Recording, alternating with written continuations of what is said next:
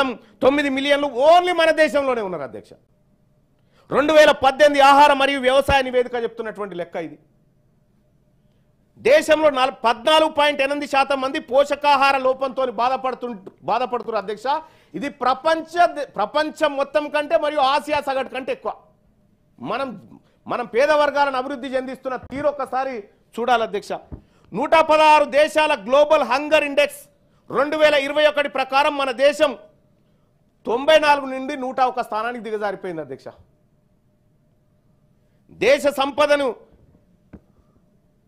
దేశ సంపదతోటి తగ్గించాల్సిన ఇవి అధ్యక్ష. ఈ అంతరాలు తగ్గించాల, ఈ ఆకలి చావులు ఆపాల. ఇవి ఆపితే ఏ ప్రజల నుంచి కూడా రిజర్వేషన్లు అనేటువంటి కోరికలు పుట్టవు, ఏ ప్రజల నుంచి కూడా ఈ డిమాండ్లు రావు. ఇవన్నీ ఎందుకు వస్తున్నాయి అనేది దీని చుట్టూ తిరుగుతూ ఉన్నాయి అంశాలన్నీ. మరి బడా పారిశ్రామికవేత్తలు 3.5 లక్షల కోట్లు మాఫీ చేయడం అంటే దేనికి సంకేతం? పేదోని కడుపు మార్చి ఈ దేశంలో తిండి గతి లేక 25 లక్షల మంది ప్రతి ఏడాది చచ్చిపోతూ ఉంటే 3.5 లక్షల కోట్లు వాళ్ళ అప్పులు మాఫీ చేసి 16 లక్షల కోట్లు అంటారు. ఇప్పుడే చెప్తా ఉన్నారు. 16 లక్షల కోట్లు మాఫీ చేస్తూ ఉంటే ఈ దేశంలో సంపద ఎవరి కోసం పనిచేస్తూ ఉంది?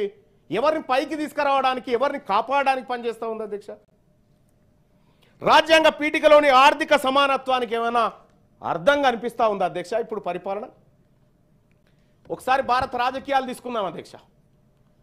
ఆర్థిక సమానత్వం అయిపోయింది, మంత్రిత్వ శాఖ లేదు. ఒక్కసారి భారత రాజకీయాలను చూద్దాం.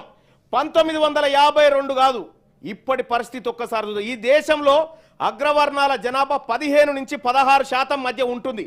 ది ఎకనామిక్ టైమ్స్ ఆధారంగా చెప్తున్నటువంటి రిపోర్టు అధ్యక్ష ఇది.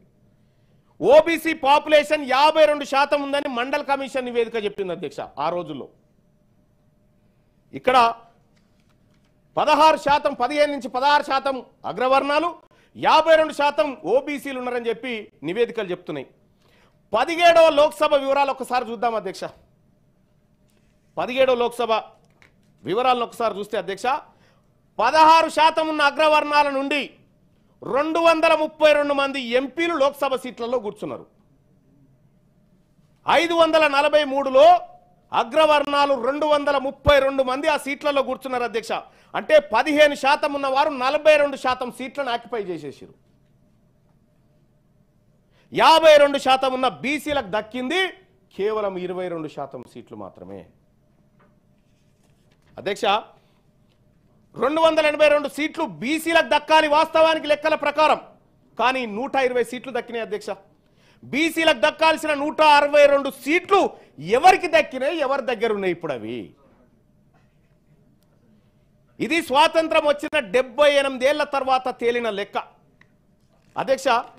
ఒక్కసారి 52 నుంచి చూద్దాం అధ్యక్ష ఏం జరిగిందో. ఈ లెక్క తెలవాలి ఈ దేశానికి, ఈ సభకు, ఈ ప్రజలకు తెలవాలి. ఈ దేశ పార్లమెంట్ లోక్సభ వివరాలు ఒకసారి చూస్తే 1952లో మొత్తం లోక్సభ స్థానాలు 489 ఉంటే అందులో కేవలం బీసీలు 15 మంది, 3.06% మంది బీసీలు.